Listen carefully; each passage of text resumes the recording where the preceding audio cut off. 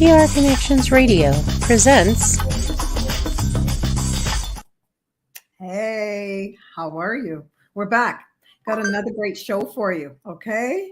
It's not your fault or mine, but together we're going to do something about it. Stay tuned. Voices of humanity,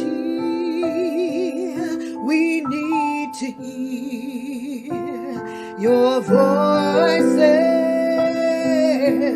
We need to hear your voices.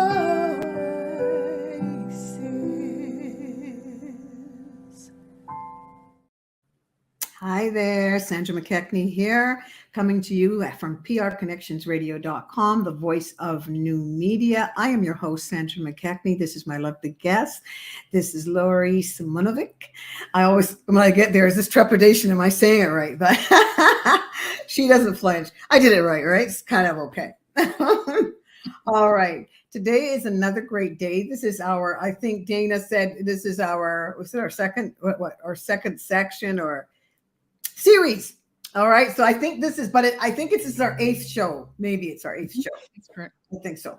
But we've been doing some amazing things. And in case you haven't heard this spiel before, thank you for you guys that are so faithful to have subscribed. We'd love you to share it and tell people about the show. The content is great. It's authentic. We're just grassroots people here. Just aware of some stuff and helping others. And if they would allow us to just sort of ignite that experience of becoming aware of your unawareness around diversity, equity, inclusion, and all of the above. There's so many intersections that involve this: anti-oppressive work, anti-bias work. And so we want to include you. We really want this to be reciprocal, and we would love to hear from you. We'd love to hear your comments. Thank you so much for being faithful, those of you that have subscribed and others that are going to just drop. This show is just going to drop in your lap, and we're hoping that we can cut it up in little bits sometime so that you can watch 10-minute segments and stuff. Shout out to Local Street. Shout out to Jelly Social. We have a panel I'm coming back within a week, and I really look forward to your input and what you have to say about the show. Lorrie is here with me again. Like I said, this is our 8th show, and she's going to let you know a little bit more about herself. You can get it on her website. You can find out about her on her website. She's going to give you. We will put that information in these shows so that you can find her. So, Lorrie, let them know about Lorrie and what Lorrie does. So I worked for many years at the Center for Addiction and Mental Health as a health and community education specialist. I've been a community mental health consultant, and that's been repeated a number of times on the podcast. So if people are interested, they could go back. Right now, I'm the president of my own company called getbraver.com. That's where you can find me. And I've worked in all aspects. My entire career is in various capacities. It has been in diversity, equity, inclusion, anti-racism, anti-oppression type work. And right now, the 3 main areas that I'm particularly interested in, before I go there, the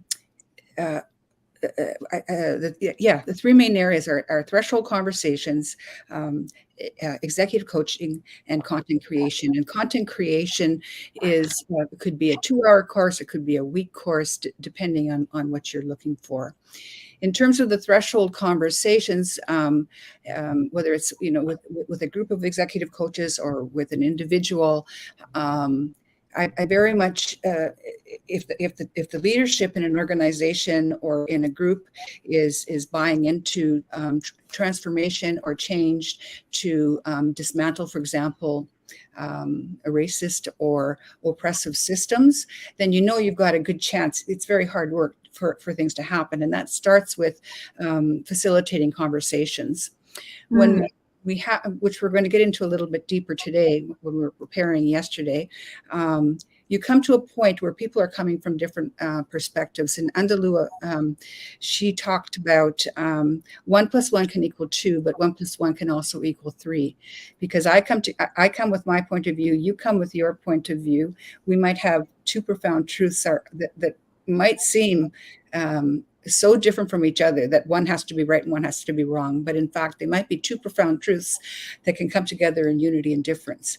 And so you get a third reality. So that's just for three. Imagine like a whole room of people having these kinds of threshold conversations and then acting upon them. And organizations, for example, just one small might have pain points, might have admitted to themselves, we have ableism in the organization, we have racism going on, some unconscious, some conscious. We want to make a difference. So we start with those conversations. And then training is just one piece, but education is a piece that I really have always loved. And a large part of my career is around that. So that's what I've been involved in. And in that learning process, whether it's a threshold conversation or whether it's a course or whether it's just coming into an organization and changing the relations, there's an unlearning process that comes, because there's a lot of stuff that we do where we might be dominating, for example, in systems that aren't necessarily, which we're going to talk about more when you start asking me questions. So there's an unlearning where we want to either eliminate or mitigate ways of being together that are harmful or that aren't useful anymore. May have worked at one time, but doesn't work now. There's also like a growing, emergent coming to collaboration. It's one thing to talk about collaborative work. We're all sitting at the table, but if we're all either secretly or openly competing with each other, then collaboration, that's a different kind of collaboration than a profound collaboration where we're trying to flatten our systems, where we work together in a way where we really want to affect change that's good for all of us. And we all have places individually and collectively of privilege and oppression. And it's unpacking all of that through conversations, through training, and then implementing it through action.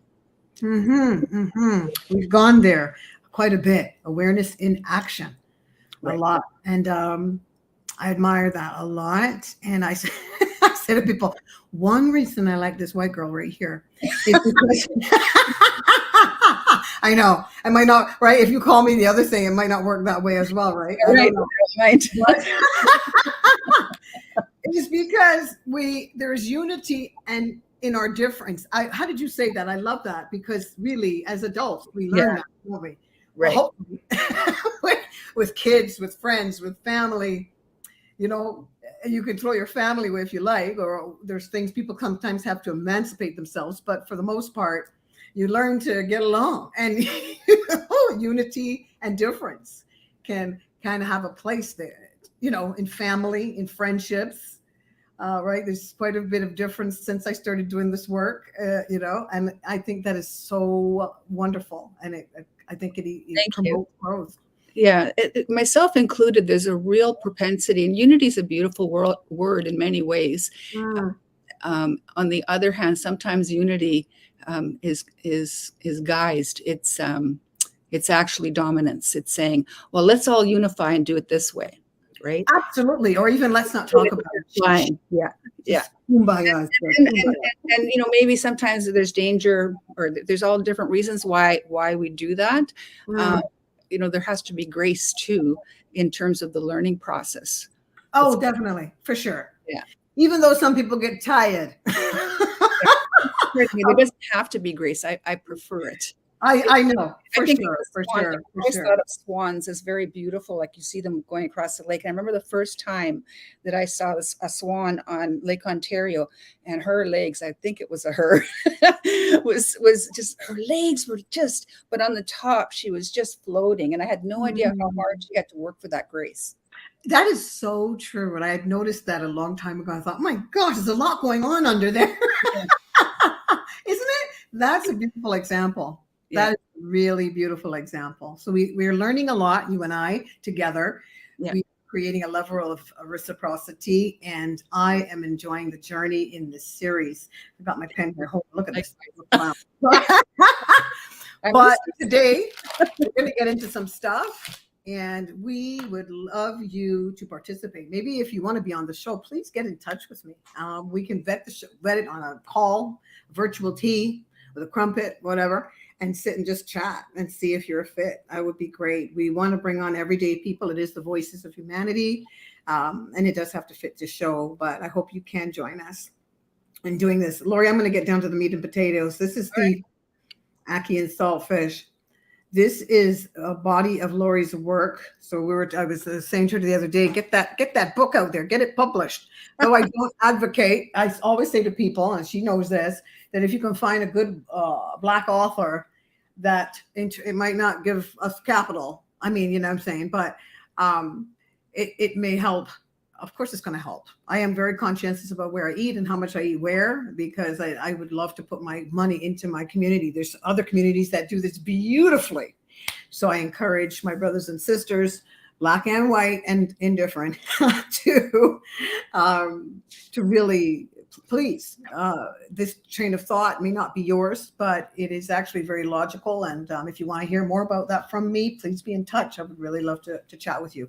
Okay, Lorrie, let's see if we can get into this. It's already 5:11, and you know how we do. So I'm going to read a piece from the work. This is our series, Getting Uncomfortable. And I don't know if you want to change that name. I think it's fabulous. Yeah, no problem. Getting uncomfortable, right? I've learned a lot even about self-management, self-awareness in doing this series with Lorrie. It's been fabulous. It's been a great journey, Lorrie. Thank you so much. Thank you. Likewise. So we are at points. They're not numbered, but we've had a great time. Last week's point again was, once white people become more critically conscious, it does not make life easier. This is tense, complicated, stressful, and messy work. Get used to being uncomfortable. This is a sign that I am taking this work seriously. So I do cultural sensitivity and awareness trainings, learnings that have to do with how people from the transatlantic slave trade, sub-Saharan trade, coming into the 21st century, colonization, imperialism, etc., how those people show up. And why they show up, how they show up, and what that looks like in relationship to all other groups. It's fantastic training, learning, has to do with anti-bias work, anti-oppressive work, and it is amazing. It has touched my life first, so that gave me the gumption and the fortitude, and really to share it. So this work here, I find it very complementary to what I do. So this is why Lorrie and I had this connectivity, and here we are. So that's what we covered last week. Lorrie, did you want to share the umbrella just for anybody that might, when we put it out there, that people might be? Sure. So basically, the umbrella is 3 objectives that we had decided upon together. So in terms of doing this work and the body of knowledge that Sandra is sharing and that I'm learning is around developing a critical understanding of the history and impact of Eurocentricity. Sandra is especially brilliant in this area. Developing critical consciousness and cultural humility. So today I think is about getting in deeper. And regarding that, I'm just going to read you, we'll get to the third one in a moment. Oh, please do. Go ahead. I'm going to read you a quote. The book is by Freire, Education for Critical Consciousness. And the author is saying this about this, education for critical consciousness. So I'm educating myself. So I insert myself as a learner every time, including today. Is the main statement of Freire's, education for critical consciousness is the main statement of Freire's revolutionary method of education. It takes the life situation of the learner as the starting point, and the raising of consciousness and the overcoming of obstacles as its goal. For Freire, men's and women's, I add, striving for her and his own humanity requires the changing of structures which dehumanize both the oppressor and the oppressed. And I think that's why part of the reason that you and I get along, because we recognize that, for example, patriarchy doesn't hurt just women, it hurts men too. Right. So, and so we're unpacking all of that together. So the second piece was we're developing that critical consciousness where the center, the learner, is the leader. Right. Interesting. And cultural humility is we come together in a way in which, my culture is not the dominant culture. Eurocentricity, right? The European way, and our whole system is set up in a way, North America, where what takes precedence is the European way. The phrase like "when in Rome, like the Romans," but it's really "when in Europe, like the Europeans." Everywhere, like I'm exaggerating, but for the world. And the third one, after as we're doing that, and this is all at the same time and not necessarily in the same order, we're promoting and social justice and equity, because there's so much inequity, inequality, and injustice. And that's what this is all about. And the way that we're going to get there is to dig into our memorized both sensibilities and wounds. Yeah, I might be a little, I don't know, my people might find me rude right now. I think if I put white in front of patriarchy, would you be offended? No, not at all. In fact, Bell Hooks did it at the time while she was alive. She would talk about imperialistic, white supremacy, male supremacy. Like she named them all, and she would constantly name. There's about 5 of them that she would constantly name that were the main dominants. So absolutely. Yeah, I had talked to you. We were chatting a little bit about this. When was it, yesterday? Because we meet and we unpack some stuff weekly. But I was saying that our alignment with our men, there was no threat involved in that. There was a lot of this that came out after slavery, some huge things, but that's a whole other show and a direction. But so I am more concerned about, as I'm doing this, there's a different part of it where I'm very interested fundamentally, historically, the healing of my people. If our men, I much respect to our men, and we honor them in our trainings because we know where things are coming from and how we are supposed to be, which we're not now. But there's a lot of us that know that, and some of our elders are really pushing for that as well, where we have our strong Black women, our strong Black men, and Amos Wilson is an amazing guy to look at, Lorrie. Amos Wilson, he is so big on the family, a psychologist, beautiful brother. He's passed, but he is really all about us and how we love each other as a team and a couple. But anyway, that's a sidebar. But his name's Amos Wilson. Got to check Amos Wilson. It's right in the middle. It's not even a sidebar. It's right in the middle, not even a sidebar. Oh, yes. Yeah, let's continue with Lorrie. All right, there we go again. I'm going to bring myself back. All right. We want to give you, we had the umbrella, and we might read those points again. Lorrie, do you mind just reading that umbrella again? Sure. I do go on, don't I? No, you don't. I do. Go ahead. Develop a critical understanding of the history and impact of Eurocentricity. Develop critical consciousness and cultural humility. And I purposely choose humility over competence. There is a place for cultural competence, but I think humility is a deeper place for me, which we don't have to unpack today. We can do that in another show. Promoting social justice and equity. Very good. I really think we've dialed in or touched all 3 of those on some level anyway. Yes, absolutely. Right? Yeah. All right. So I'm going to read this one here. Do the personal work. So we're talking about being really uncomfortable. I'm thinking of some really uncomfortable moments in my life when I realized I was Black. When a white person, sorry about the bywords, everybody, but this is what we have. And, I went out to sing somewhere, and someone, it was booked over the phone. And some of you have heard this before, of course. And someone, the lady, it was this wonderful place. It was gorgeous. I wanted to sing there. I don't know. You go through things in life and you don't know why you want to sing places or do things or whatever you do. But for some reason, this was like the place to be. And everybody was getting in, and it was a women's group. And I went with my friend, and she's white, and she was singing one month, I was singing the next, and it was a really big deal. But I went to the lady and I said, "Hey, I'm singing here. I'm with my friend singing this week. I'm here to support her." And then she looked at me up and down and she said, "No, I don't think so." And I said, "No, check, I am. We spoke over the phone." And it's interesting because over the phone, if I'm not with my Bajan family, I have a Bajan accent. This is how I talk, right? So she said, "No, I don't think so. I'll get in touch with you. I'll look into that."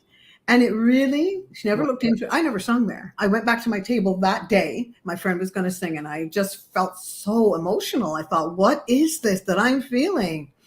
And you know that card you have in your purse? Lorrie knows about the card. Starts with an R and ends in an E. The race card, yes. You're not supposed to use that. And if you use it, you should be ashamed of yourself. So this woman, my friend came and plopped herself down in front of me, and she said, oh my God, I think they're prejudiced. Because she was watching the whole exchange, and she's thinking, but she did book it, and I helped her to get it. But you did, but she didn't see me. So the optics were a little overwhelming coming in here with my dreadlocks, and that was years ago. And so when we're talking about discomfort in this work via Lorrie's pieces, I think I can say in faith, I know that you're going to experience some real connectivity in this work, and especially with what I do and what she does, put it together, it's going to be dynamic. Here we go again. Do the personal work, critical self-reflection, self-interrogation, and self-check. Inserting myself as a learner, which Lorrie is committed to do. I am certainly learning every single day, but I want to continue doing this because I believe it's making a difference. Inserting myself as a learner and co-facilitator in the classroom, consistently, persistently, and vigorously. Be uncomfortable and recognize how I am implicated in systemic racism and the structure of whiteness. How am I implicated? Lorrie, what would that look like if someone came to us and said, well, how am I implicated? Can you give me a little bit of piece of that? What would we say to that? Do you mind if I'll go to me, I promise, but do you mind if I go to the example that you just gave? Sure. So the woman, if she were to do some of that work, right? Basically, and I don't know if this is why it impacted you, but that's why it impacted me. So she's behaving towards you with indifference, complete indifference, right?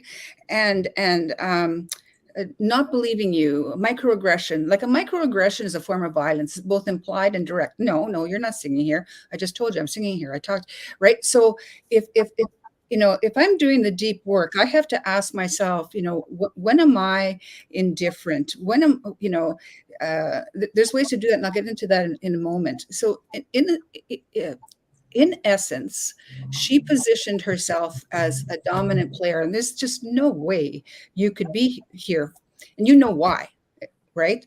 You sense it, you've experienced it before. It's not the first time.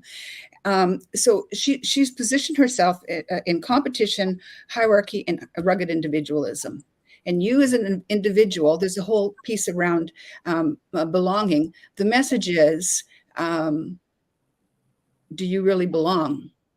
And then you get gaslit and like, is this me? And then there was a relief when the woman actually saw what was going on, because you've been gaslit so many times. Well, no, maybe you're too sensitive or whatever. Yeah. That's the white fragility, right? Mm-hmm. Fragility for the dominant group, whatever it is, whether it's man or woman, that kind of thing. So is that the question? How do you do the personal work? Yeah. It's how. What is that? Hang on, let me see, because we don't want to stray. I love that point there. A learner, yes, co-facilitator. How are we, as a learner and a co-facilitator in the classroom, how do we do that consistently, persistently, and vigorously? Be uncomfortable and recognize how I am implicated in. How are we implicated? What does that look like if someone was to say, well, how am I implicated in in this? So since you mentioned the classroom, in the classroom or whether it's online, and sometimes the vigilance, some people find a little bit irritating because we're expected to assume this is what teachers do or this is what educators do. So every single classroom experience that I have, rather than calling a ground rule, like to me, that sounds very military. It sounds very hierarchical. If the group doesn't agree, if they want the word ground rules, that's cool. My preference is welcoming agreements. That's something very small, and we decide on it together. So, for example, holding multiple points of view in the same space. So something as simple as, sometimes you can use the word but and rather than but. Like, you're a really nice guy, but. So we erase everything behind, right? So it's everything from language. It's an oversimplistic example. How do we insert the and in the classroom? How do we create these welcoming agreements? And how do we actually live them in the classroom?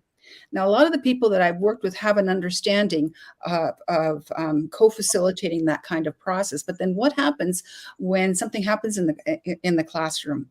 And if I'm actually inserting myself as a learner, and what if I, as a so-called, I'm not an expert, but as a so-called expert, even though I'm saying I'm not an expert, I'm on the learning journey. Yeah, but you've been doing this for 40 years and I'm still not an expert, right? That's not how you set it up in my view, right? Mm. I might make a mistake in the classroom that has impacts negatively.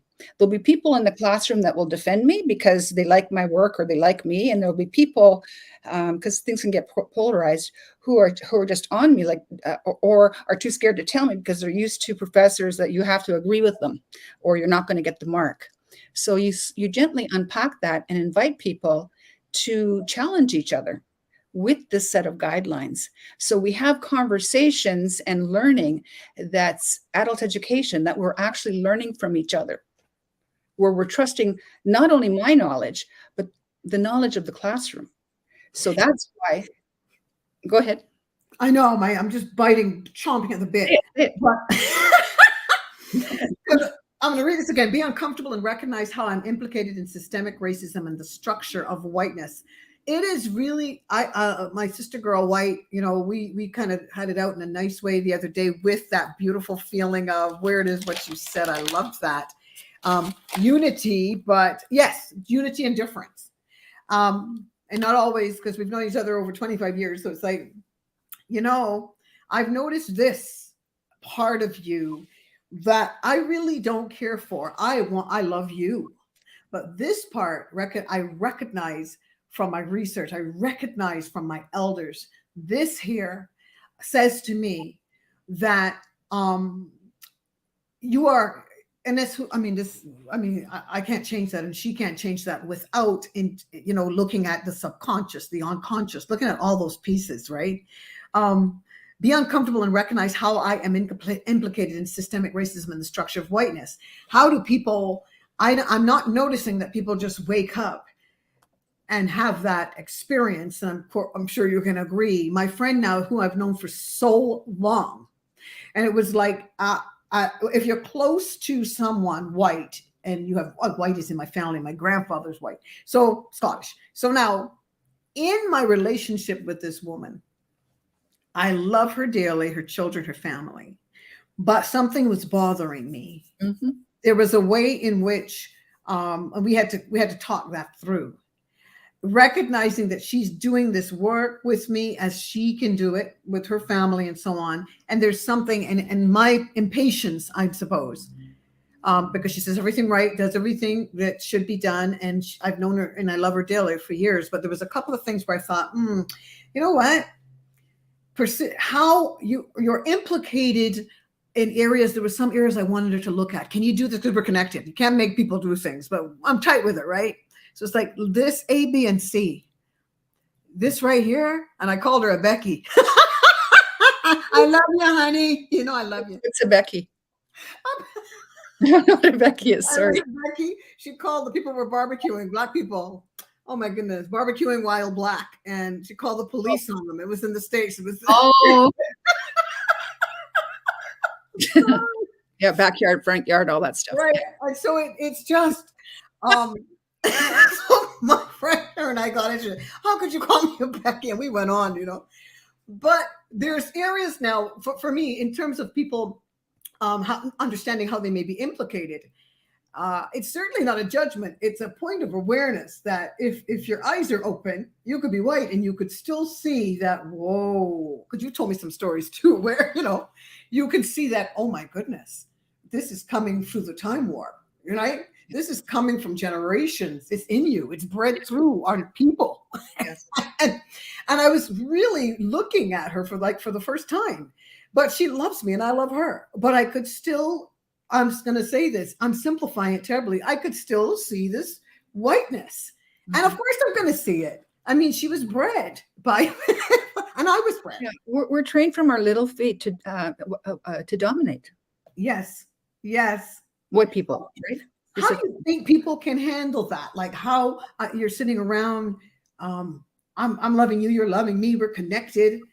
I change or something is changing around you. People are talking a lot about DEI and anti-Black racism, etc. Implicit racial bias. How can people really receive or look at this or start to look at it? That they may be implicated in systemic racism inadvertently. Well, I think there's things we think we know we don't know, or we know we don't know. And again, as we've said many times, the last two pieces, there's things we don't know we don't know. It's true. You don't know what you don't know until you know you don't know. Right. And especially if you're invested in being a good person. I mean, even the charity model is kind of a top-down thing, which I won't unpack right now because we could have a whole show just on charity. As much as I think charity can be helpful, it's also, anyway, it can be harmful. So we're limited. So your question is, I want to make sure I'm answering the question. Your question is, how do you get at that discomfort? So I think that implication you're talking about your work. I love those together. The implication and the discomfort. That's what you're asking. Okay. So are you talking about when somebody actually faces me or faces somebody else and you're asking for tools? Well, say I'm white and I'm trying to, wow, this question's big for me. Like, how am I implicated in racism? How do I participate in it? How am I implicated in systemic racism and the structure of whiteness? Right. The first thing I would do is start doing some of your own work. Read Peggy McIntosh's Invisible Knapsack. Right, that'd be the first place to start. And she's her newest one, which was I think 2012. It has about 52 pieces that a white person doesn't have to worry about. Just very simple things like I've said this before. Sorry. I was going to say we got to bring some of that up on the show. Sure. I've sent it to you, I think. You did have it. So sorry, I pointed. I'll point back at myself. So things like. That was an example, self-checking. Things like I don't have to worry about being pulled over because I'm white. I don't have to worry about somebody coming into a store and following me. I'm probably going to see myself represented on TV in some way, right? And so there's many more examples like that. And that's the simpler stuff. And I have seen in the classroom where that gets resisted. And that's okay. We're all at different places. I think the bottom line is this work is fraught with pain and joy. And to know that those, I call them thorny moments, but they're sometimes much more than thorny. They're very painful moments. And so some of my tools are, I listen more than I talk. I know that's not what I'm doing on this show, but when I'm actually, in the process, there's a silence that we can use not only in terms of giving space and not taking up too much space, but even where the silence is used in a way that I hear you, I'm listening to you, and you're the one that tells me whether I'm in conversation with you, and I'm not only talking from my point of view, I'm taking into consideration your point of view. So I can give you an example of. It was a hard learning in my 30s. The executive director of an organization that I worked with, oh God, I loved her, I still do. And she said, Lorrie, I have to tell you something. I said, please tell me. She said, you influence a lot of people. I was doing a lot of building businesses, like really hard work. And I'd be out there working with various stakeholders. And I was a little mouthy back then, still am. And she said, you're influencing a lot of people, but do people know that they influence you? I said, I think so. So she said, well, I said, because as soon as somebody tells me something, like I'm on it. She said, but do you tell them? I said, oh my God, no, I don't.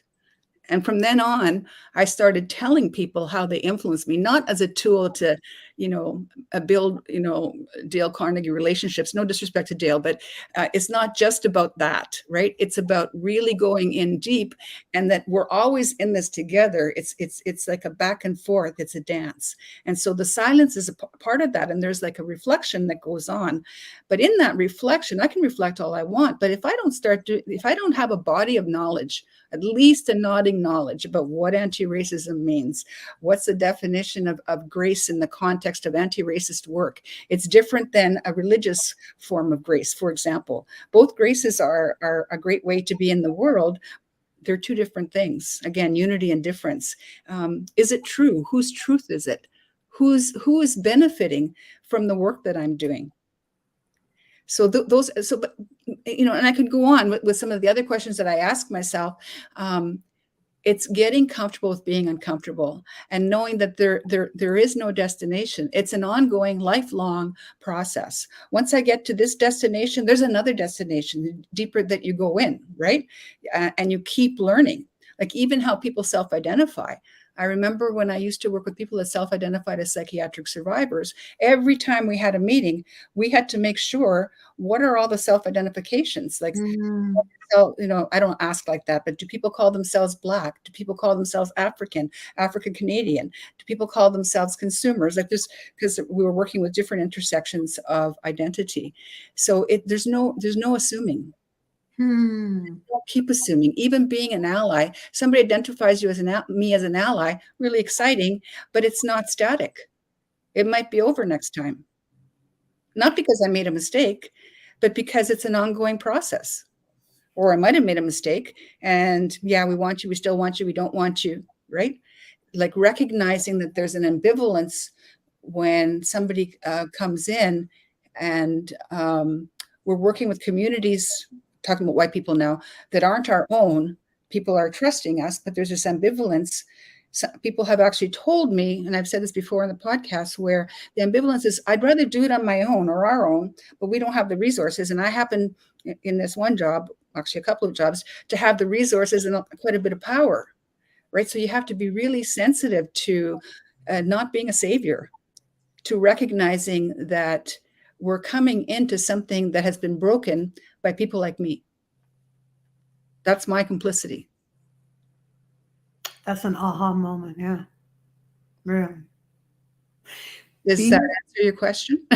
Oh, it's deep.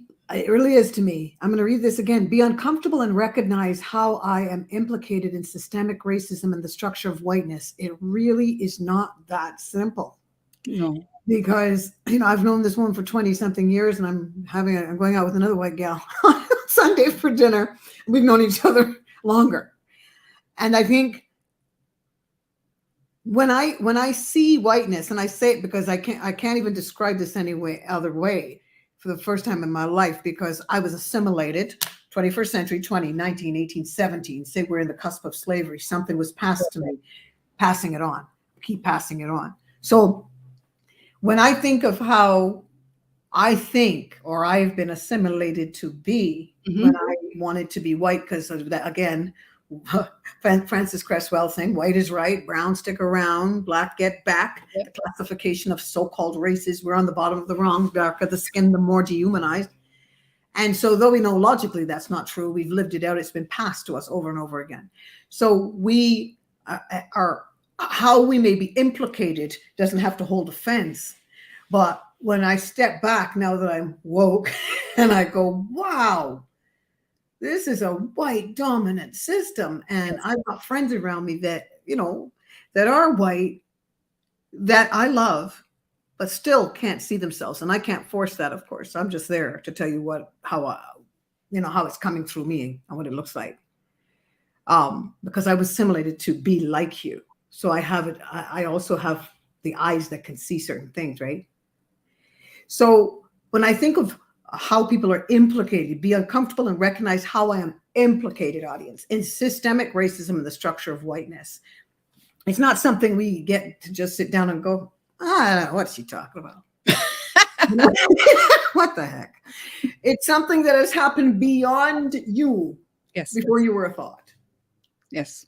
So that's sort of, what do you think? That's like the logical part to me. And I think people put the offense first before that logical component. Yeah. And I think people think it's when you say whiteness, oh, just because I'm white. That's not what we're talking about. We're talking. Sorry? I said, or blackness, if it's a byword that bothers you. I mean, it's become an identity because of colonialism, right? Because of various forms of dominance, right? If that were to ever switch where it really were, you didn't have these hierarchies of competition, hierarchy, and rugged individualism, we wouldn't even need to have this conversation. Very true. Very true. Very true. And Lorrie, the fascinating thing about this, how people are implicated, when you look into, the upper echelons of management, say, because that's where I had to deal with some things and support people in the areas of social justice. And it's very hard because people, again, the gaslighting is sort of this, psychoanalytical shift where people are like, what's coming up for you? Why are you so anxious? It's constant. And I used to be so intimidated by that. This is why knowledge, really, truth can really set us free. And it's amazing how that is true. And just knowing that all happens behind closed doors. Other people don't see it. Even my white friends don't see it. As much as they love me, they don't see when my people are suffering and when people are psychologically, and they're being internally oppressed, and they leave thinking something's wrong with them. Nothing's wrong with you. Something happened to you. Yeah. And it continues to happen. Yeah. And it's dangerous to speak up. Once we liberate ourselves, I find I've still got a long way to go in my places of, let's call them oppression. I'm not talking about whiteness, obviously. I won't have a good comeback if I haven't healed some of those pieces of me where I buy into some of the patriarchal ways used to, right? That's a whole other topic. Or, various traumas that I've experienced where I'm actually believing that I'm less than, right? And then while I'm still at some deeper level believing that, and that takes hard work to come out of that, right? So that's the kind of trauma I think, I'm in no way comparing, but that you're talking about, because racism is connected to trauma, right? So when you're that internalized trauma that you've talked about, or sometimes internalized racism, I've seen it in the coaching that I do, right? And sometimes I'm not the right person to be doing that work. There are people who do this work a lot better than I do. What I was going to say was to sort of, you once told me that there was a woman that was speaking. She wouldn't even speak up because she was still in that place of fear. Absolutely. Yeah. Absolutely. And I actually had to put up my hand and stop. Yeah. This person who was physically big, but this dominant, patriarchal system or what? It was incredible to me. And I felt like I was having an out-of-body experience. Yeah. The door's closed. It's always closed. We're in this room with just so many of the dominant group. And here you are, this psychoanalytical thing that's happening to this precious person. Well, and it's therapizing you. It's inappropriate. Yeah. Yeah, it's a challenge. But I'm saying that, audience, to say it's there. It's real. Absolutely. It's not fabricated. I've seen it too. And our people come out of the closet. It's real. So it's not something that you're making up. So this is why I appreciate this work. Be uncomfortable and recognize how I'm implicated in systemic racism and the structure of whiteness. And I find the defending oneself, and I understand why people do it, because if you're not getting, we need the information. We need, like you're saying, the education is really important, because patience, which I can understand, brethren, that sometimes you don't got the patience with it. But genuinely, I know friends that I have that are white, genuinely, okay, what are you saying? Just explain it to me. And they're not going to do that with anybody else but me, because there's a level of trust there. Right. So we do. There is that level of trust that if you have somebody close to you, who better to start with? Lorrie? There's that too, but sometimes it's kind of getting out of your comfort zone, right? That's one of the many tools we used in the classroom. Sure. And I think sometimes the aha moment for people that are in the classroom, because it's really easy for me to say, yeah, challenge me, I'm a learner, right? But the moment something really hard comes up, right? And then and they see my discomfort, and I'm saying, oh my God, you're right. Thank you. Tell me more. And give it to the classroom. And somebody starts defending me because I'm such a nice person. Thank you. And there's something that's going on here. I want to learn here. And at the end of the day, like I will I'll take the thorniest moment, the biggest mistake I might have made, right? And I'll say at the end of the day, this is what I've learned, and this is what I'm going to do differently. And if people have feedback to give me, if I'm off track, I'm open to that too, even at the end of the day. So it's in those moments where if you're seeing that you're in a dominant position, then you're really walking the talk. And I can't say I always do. It's impossible. I'm implicated, right? But I do my best to keep walking the talk. And it's those moments that start like the paddling of the swan, right? We start moving together collectively a little more gracefully. It's an amazing thing to watch when we do these training learnings, where people are ready. They're very professional looking. Everybody's ready until we start getting into it. It's like a mural. You step back and then it's like, oh, ouch, that's too much. You're stepping on my toes, or Massa's toes, my great grandfather Massa. So all of a sudden, and you're not aware of it. You're not even really aware that it's happening, but you're uncomfortable. Then you might make a comment that, because you're skirting around the fact that this did happen to you. And that's the first part we try to deal with. We do a lot of going back and forth into this time warp that people get, wait a minute, I brought bags home with me. And who put these things in this bag? Because this logically doesn't make sense to me. Why do I have this luggage? But you do have it. And it shows up. You don't have to think about certain things that you do in this construct that we're living in. Yeah, and we carry it on our backs like a bag of grievances. Well, I'm trying really hard, right? But you want to give me one more, right? Yeah. And the thing is, it doesn't have to be like that. Take off the bag, sit down, and bite by bite. Absolutely. Don't worry about building the church and the school. We need that too. But I love this. I really do. And I think if people are out there going, well, okay, so sum this part up for me. I'm implicated. Okay, fine. I didn't know I had this. What can I do? Like, what's something that I could do? Well, I recognize that I have limits to my knowledge in this area. Beautiful. What's that? And I think that's perfect. Yeah, and that I have biases based on incomplete or biased knowledge. Information, right? And this is all about addressing very complex issues around systemic oppression, and there's an unpacking process. But unless, in that first piece that we read, like I have some, again, at least nodding knowledge. I'm going like this because my hand hurts, but I'm trying not to be boo-boo. She fall down. At least nodding knowledge of history and how that becomes, as Baldwin says, a force within us, and that we enact that force, which you've said a few times today, and then embracing that discomfort and uncertainty, and being comfortable with ambivalence and ambiguity, and working with that. There's no answers. There's no ticky boxes. I've worked with so many organizations. Just give us some ticky boxes. That's not like, to me, soul is all those places in ourselves collectively and individually that are vulnerable, that are our dreams, that if you believe in any form of spirituality, is our spirituality. It's that tender, loving place filled with grace, but also shadow. So that's basically, we're going in a little deeper. I'm not suggesting we do therapy, in a training, right? But this kind of work requires emotion. So being comfortable with emotion and acknowledging it, having like when there are really difficult moments in the classroom, sometimes you take a break. Sometimes, people need to just go for a walk. Sometimes you ask the person privately, what could I have done differently? Do I have permission to unpack this? And there's technology like that we use with the welcoming agreements, for example, or working with, turning triggers into learning edges and so on. There's all kinds of ways of doing that that's already implemented. But sometimes the moments are so difficult. You can see it on the person's face. You can feel it. They're contracted.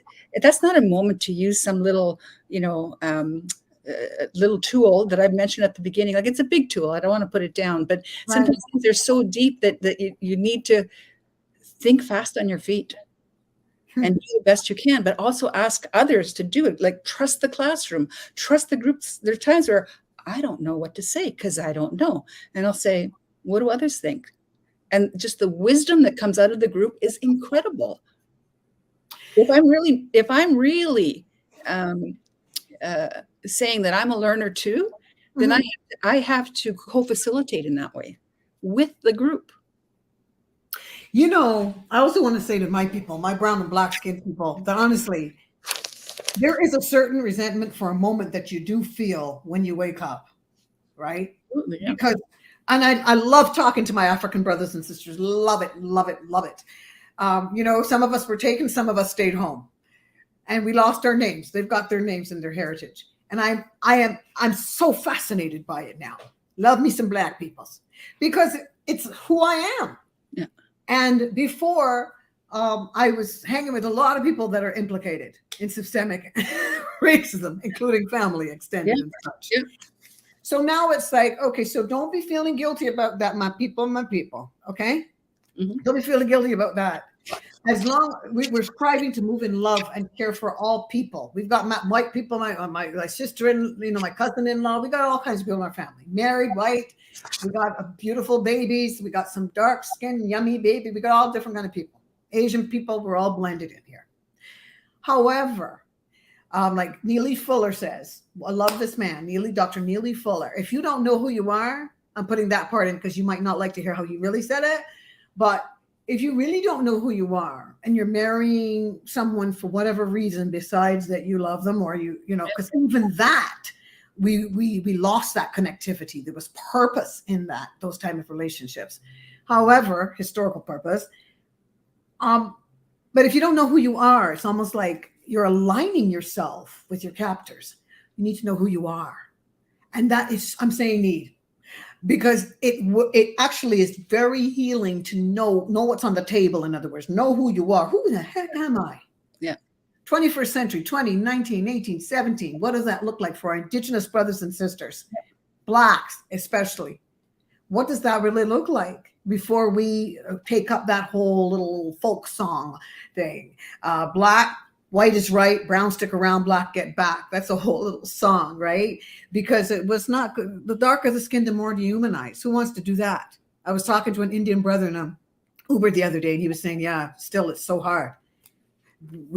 Some of us are really taught. We want to go as far away from dark. No, I get it. And that's, that was the third point that I was going to make, which is, you've just spoken to it, is challenging or making visible power dynamics. And so one of the ways to do that is to do a power analysis, right?